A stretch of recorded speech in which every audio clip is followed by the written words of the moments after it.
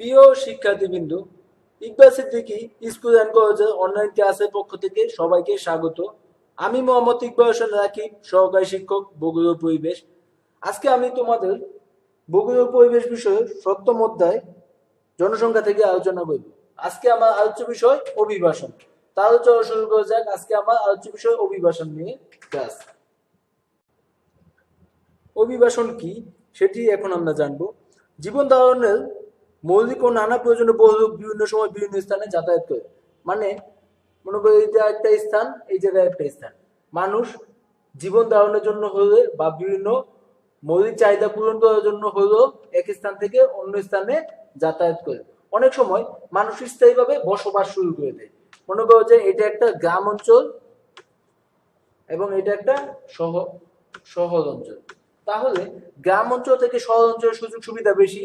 তো এই সুযোগ সুবিধা বেশি অথবা শহর অঞ্চলে চাকরি বেশি, এই জন্য মানুষ কি করছে, আস্তে আস্তে গ্রাম অঞ্চল থেকে শহর অঞ্চলের দিকে কি চলে আসতেছে বা যাতায়াত করতেছে। তাহলে এই জিনিসটাকে বলা হয় কি, অভিবাসন। মানে আমরা যদি বইয়ের ভাষায় বলতে চাই তাহলে অভিবাসন সংজ্ঞাটা এরকম হবে: জীবন ধারণের মৌলিক ও নানা প্রয়োজনে বহু লোক বিভিন্ন সময় বিভিন্ন স্থানে যাতায়াত করে। স্থায়ী বসবাসের উদ্দেশ্যে মানুষ গ্রাম থেকে শহরে, শহর থেকে অন্য শহরে, এক দেশ থেকে অন্য দেশে অভিগমন করে। ফলে কোথাও জনসংখ্যা কমে, আবার কোথাও জনসংখ্যা বৃদ্ধি পায়।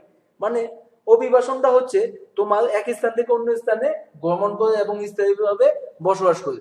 এই জন্য কি হচ্ছে, এই যে গ্রাম অঞ্চল থেকে যদি আমার একটি মানুষ শহর অঞ্চলে চলে আসে, তাহলে গ্রাম অঞ্চলের মানুষটি কমে গেছে, তাহলে কি জনসংখ্যা বন্টনের সমস্যা হচ্ছে এবং শহর অঞ্চলে বেশি সুবিধা পায় দেখে মানুষ কি করতেছে, চলে আসতেছে। আবার অনেক সময় বৃদ্ধ বয়সের শহর থেকে মানুষ কি গ্রামে একটু নিরিবিলি বাঁচার জন্য চলে আসে। তাহলে এই যে মানুষ এক স্থান থেকে অন্য স্থানে চলে যাচ্ছে, এক দেশ থেকে অন্য দেশে চলে যাচ্ছে, এই জিনিসটাকে বলা হয় কি, অভিবাসন, বা ইংরেজিতে এটাকে আমরা কি বলি, মাইগ্রেশন বলি। সাধারণত কর্মের মজুরি, যেমন যদি শহর অঞ্চলে চলে আসে তাহলে কি হচ্ছে, তোমার কর্মের মজুরিটা বেশি পাচ্ছে।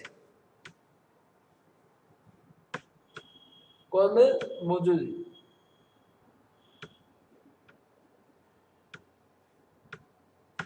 সাধারণত শহর অঞ্চলে যদি মানুষ চলে আসে তাহলে কি কর্মের মজুরিটা বেশি পায়, গ্রাম অঞ্চলে কিন্তু কর্মের মজুরি কম থাকে। পণ্যের মূল্য, দেখো শহর অঞ্চলে যেমন কর্মের মজুরি বেশি দেয়, আবার পণ্যের মূল্যটা কিন্তু আবার একটু বেশি হয়, কিন্তু গ্রাম অঞ্চলে এটা কম থাকে। চাষ পদ্ধতি, গ্রাম অঞ্চলে শুধু চাষাবাদ পদ্ধতি হবে, শহর অঞ্চলে চাষাবাদ পদ্ধতি নেই। এবং বাজার ব্যবস্থা, যেমন এই জায়গায় রাত দিন 24 ঘন্টায় বাজার বসে। শহরে সবসময় বাজার বসে, সবসময় দোকান করে থাকে, কিন্তু গ্রামে কিছু কিছু গ্রামে আছে যে সপ্তাহে 2 দিন বা সপ্তাহে 4 দিন বাজার বসে। তারপর শহর বা গ্রামীণ উন্নয়ন, দেখো শহরে উন্নয়ন একটু বেশি হয় এবং গ্রামে উন্নয়ন একটু কম হয়। শিক্ষা ও সামাজিক পরিবেশ উন্নয়ন, দেখো শহরের শিক্ষাটা কি একটু বেশি, আবার গ্রামের শিক্ষাটা একটু কম। তাহলে এই জিনিসগুলো আসলে মূলত ফ্যাক্ট অভিবাসনের জন্য, যে মানুষ এক স্থান থেকে অন্য স্থানে চলে যাওয়ার মূল কারণ হচ্ছে তোমার এই কয়টি জিনিস। এখন আসো আমরা দেখি অভিবাসনের প্রকারভেদ। অভিবাসন সাধারণত 2টি ভাগে ভাগ করা যায়। একটি হচ্ছে তোমার প্রকৃতি অনুযায়ী এবং অন্যটি হচ্ছে স্থান ভেদে। মানে আমরা অভিবাসনকে 2টি ভাগে ভাগ করব।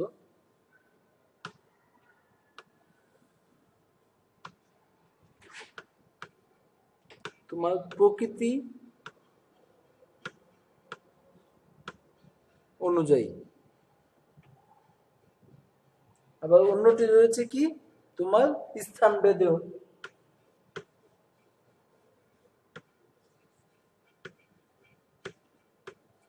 স্থান ভেদে এই 2টি ভাগে আমরা প্রাথমিকভাবে এই 2টি অবস্থায় ভাগ করে, এই 2টিকে আবার 2টি ভাগে ভাগ করা হয়।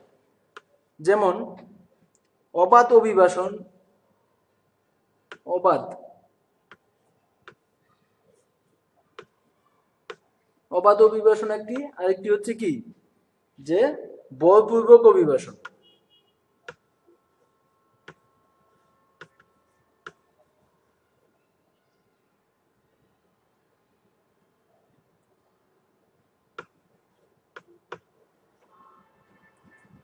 যেমন অভিবাসনে যে প্রকৃতি অনুযায়ী যে 2টি ভাগে ভাগ করে, একটি হচ্ছে অবাধ অভিবাসন, অন্যটি হচ্ছে কি বলপূর্বক অভিবাসন।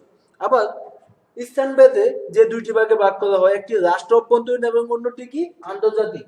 এটা হচ্ছে রাষ্ট্র অভ্যন্তরীণ মানে নিজ দেশে,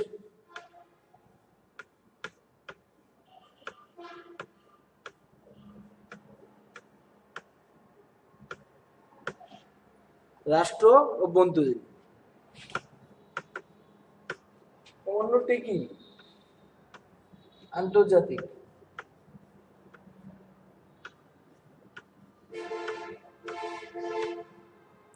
অন্যটি হচ্ছে আন্তর্জাতিক। এই দুইটি ভাগে ভাগ করা হয়। তাহলে অভিবাসনের প্রকারভেদ সম্পর্কে যেমন প্রথমে দুইটি ভাগে ভাগ করবে, একটি হচ্ছে প্রাকৃতিক অভিবাসন, অন্যটি হচ্ছে কি স্থানভেদে অভিবাসন। প্রাকৃতিক অভিবাসনের দুইটি ভাগে ভাগ করা হয়, একটি হচ্ছে অবাধ, অন্যটি অবাধ অভিবাসন, অন্যটি হচ্ছে কি বলপূর্বক অভিবাসন। আবার স্থানভেদে যে দুইটি ভাগে ভাগ করা হয়, একটি হচ্ছে রাষ্ট্র অভ্যন্তরীণ, অন্যটি হচ্ছে কি আন্তর্জাতিক। তাহলে অবাধ অভিবাসনটা কি? অবাধ অভিবাসন হচ্ছে মানুষ তার নিজ ইচ্ছায় চলে যাওয়া, এক স্থান থেকে অন্য স্থানে নিজের ইচ্ছায় চলে যাওয়া এবং স্থায়ীভাবে বসবাস করতে কি বলা হয়? অবাধ অভিবাসন। এই জায়গায় মানুষের আকর্ষণ কিন্তু থাকতে হবে। যেমন বিভিন্ন অঞ্চল থেকে আমাদের এই অঞ্চলে পড়াশোনার জন্য আসে। তাহলে কেন আসে? এই জায়গায় পড়াশোনার সুযোগ সুবিধাটা বেশি, এই জন্য। মানে মানুষ তার নিজ ইচ্ছায় আবার নিজ আকর্ষণে চলে যাওয়া। অন্যদিকে রয়েছে কি বলপূর্বক, যেমন এক স্থান থেকে অন্য স্থানে তোমাকে জোর করে পাঠিয়ে দেওয়া। হতে পারে এটা যুদ্ধ বিগ্রহ, হতে পারে এটা তোমার অন্যান্য সমস্যা, রাজনৈতিক সমস্যা হতে পারে, বা বিভিন্ন সমস্যার কারণে কি হতে পারে বলপূর্বক ভাবে তোমাকে এক স্থান থেকে বা এক দেশ থেকে অন্য দেশে কি করে দিতে পারে, বের করে দিতে পারে। এটাকে কি বলা হবে? বলপূর্বক অভিবাসন। এবার আসলে স্থানভেদে, স্থানভেদে হচ্ছে যে একটা হচ্ছে রাষ্ট্র অভ্যন্তরীণ, মানে রাষ্ট্রের ভিতরে। যেমন আজকে ঢাকা থেকে আমি চট্টগ্রামে পড়াশোনার জন্য চলে গেলাম, আবার চট্টগ্রাম থেকে একটা মানুষ চাকরির জন্য ঢাকা চলে আসো, তাই এটি কি হচ্ছে রাষ্ট্রীয় অভ্যন্তরীণ অভিবাসন। আবার দ্বিতীয় যেটি হচ্ছে এটা হচ্ছে আন্তর্জাতিক অভিবাসন। যেমন আন্তর্জাতিক কি, যে এক দেশ থেকে অন্য দেশে চলে যাওয়া। যেমন আজকে আমি বাংলাদেশ থেকে কাজের সুবিধাতে আমি যুক্তরাষ্ট্রে চলে গেলাম, আবার যুক্তরাষ্ট্রের কিছু কিছু মানুষ কি বিভিন্ন কাজে বাংলাদেশে চলে আসলো, এই যে বসবাস শুরু করে, এটাকে কি বলা হবে? স্থানভেদে বসবাস বা আন্তর্জাতিক অভিবাসন। এখন আমরা অভিবাসনের কারণগুলো দেখব। কি কি কারণে মানুষ এক স্থান থেকে অন্য স্থানে চলে যায়? অবশ্য বিভিন্ন কারণে মানুষ এক স্থান থেকে অন্য স্থানে চলে যায়। তার ভিতর হতে পারে সে প্রাকৃতিক কারণ, অর্থনৈতিক কারণ, রাজনৈতিক কারণ অথবা সামাজিক কারণে। তবে আমি মূলত দুইটি ভাগে এটাকে দেখব। প্রথমটি হচ্ছে আকর্ষণমূলক কারণে।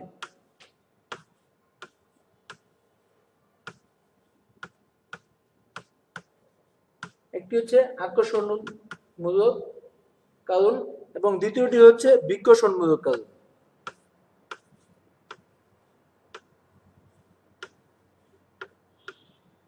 বিকর্ষণমূলক